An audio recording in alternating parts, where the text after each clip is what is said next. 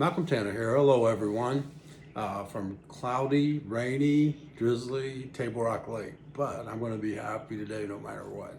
As you can see, it's Missouri Southern Gear Day for me, and I have a grandson who plays for Southern, plays football for them. So we're repping the Missouri Southern Lions today and my grandson. So I'd like to begin by telling you some things that are going on or coming up for me.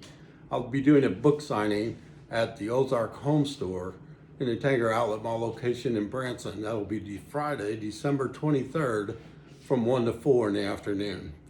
I will also do another one later in January at the Branson Landing store in Branson, Missouri. In the meantime, if you're in Branson, stop by and see the good folks at Ozark Home. They have plenty of last minute gifts for people on your Christmas list, so check them out and go give them a look at either location on the Branson Landing or at the Ozark Tanger Outlet Mall, or at Ozark Home Store at Tanger Outlet Mall. Sometimes my characters have flaws. We build them as authors and try to make them what we want them to be. I guess you could say we grow them in a certain way. We want to see their character arc rise, sometimes fall and then rise again. We root for them to move along on an upward swing.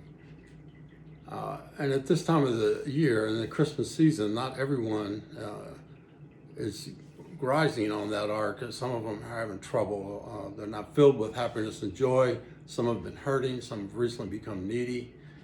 Be mindful of these less fortunate than you and be a helper. Listen to them. Reach out to them. Hear them. See them. Not everyone grows in that life, and my books are fiction, and in fiction we can make them grow in life. But some people have some very unfortunate circumstances. The opportunities weren't there for them, so they need help more than others. So be the help, be the person that reaches out, and take care of them. I'll be back with another video shortly, maybe in early January. So have a Merry Christmas and a Happy New Year. Be thankful, reach out to those in need. I want to read one more excerpt from my book, Redemption 3, Death at Downers Grove. It kind of goes over Mike's thought process toward the end of the book as he's been making this journey for his redemption throughout all three books of the trilogy. I was feeling at this moment that I was now in the final stage of what would be either my living or dying redemption.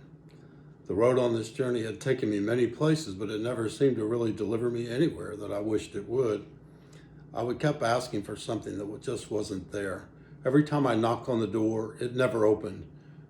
It just left me standing there, and every now and then the door would open just a crack and let me see a glimpse of what it was that I was asking for, only to slam shut once more. I began to think that in my life, it was just a cruel joke, this theory of being able to redeem yourself. I had gotten to the point of frustration, self-loathing, and thinking I didn't deserve much better than what I got. The idea of finally settling into a life like most normal people had, like kids, grandkids, silver and golden anniversaries, they were something that would never happen to me. I wondered to myself if in reality those friends of mine were really happy, or were we fooled by all that we were told when we were kids, and that we lived exactly the same lives that our parents did. Watching all my friends live that life, were they really happy? Lessons learned in life by our parents sometimes weren't passed on to children because the lessons learned were just too embarrassing or too difficult to recall. The lessons learned were choices, and they were done. They were in the past, and there was no changing that. Like most self-help gurus would say, you move on, you go forward. But when I moved forward one step, the heavy burden of my past kept me feeling like a pack mule just trudging along at a slow pace. Maybe that was it. I didn't have the patience that the pack mule had. I wanted this redemption thing to come fast. But how could you make something happen so fast that took years to bring down? There were many miles to go, and the pack mule just had to keep going.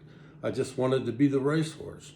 Being the winning thoroughbred at the Derby was what I wanted, but life just turned me into a pack mule, trudging along, carrying those heavy burdens of life, not necessarily well lived. Thanks for listening today, and I'll see y'all back in January. Have a great holiday season.